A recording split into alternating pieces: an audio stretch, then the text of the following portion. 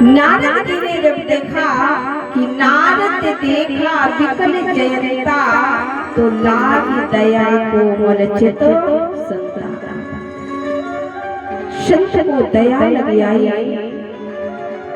नारद जी ने पास में पहुंचकर पूछा, भाई क्यों घबराए हुए हो जयंत? तुम तो देवराज इंद्र के बेटा हो, जिसका पिता देवताओं का राजा हो, और उसका बेटा मारा मारा घूम रहा हो रक्षा के लिए, क्या बात है? तो जयंत ने कहा कि हे बाबा नारद जी, एक हमसे बहुत बड़ा अपराध हो गया है। हमने भगवान की परीक्षा लेना चाहा, मैंने सीता जी के चरण में चोट का प्रहार कर दिया है। भगवान का बाण हमारा पीछा किए है, मेरी रक्षा करो, रक्षा करो। नारद जी ने कहा कि देखो जयंत, रक्षा हम नहीं कर सकेंगे। जिन राम का बाण तुम्हारा पीछा किए हैं, तुम उन्हीं राम के पास में जाओ, तुम्हारी रक्षा हो जाएगी। जयंत ने कहा कि हम हुआ से तो मार पीट करके भागे हैं और फिर वहां जाएंगे, राम की जिंदा नहीं छोड़ेंगे, प्रभु भी वहां नहीं जाऊंगा। नारद जी ने कहा जाओ, मैं तुम्हें ज्ञान दे रहा हूँ, मैं तुम्हें शिक्षा दे रहा हूँ, मैं तुम्हें युक्ति का उपाय बता रहा हूँ।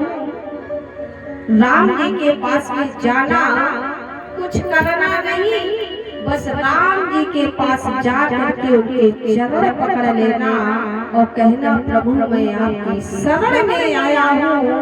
जब आप राम की शरण में चले जाएंगे, फिर राम जी आपको मारेंगे नहीं। कोटि विप्र और बदला नहीं जाऊँ, और आए शरण तजय नहीं दाऊँ। कोटि विप्र बद, ऐसा व्यक्ति राम की शरण में जाता है तो राम जी उसे छोड़ देते हैं।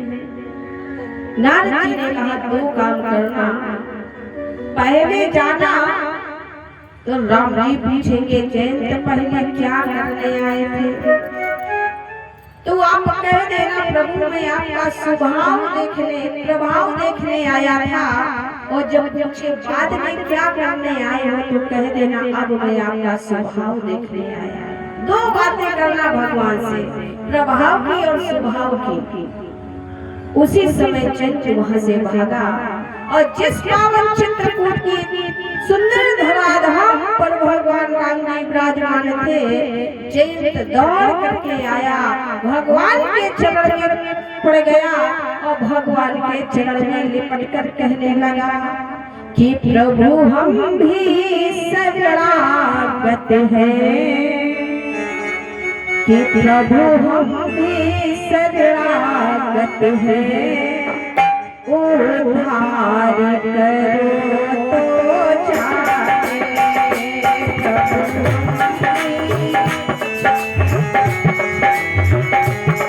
प्रभु।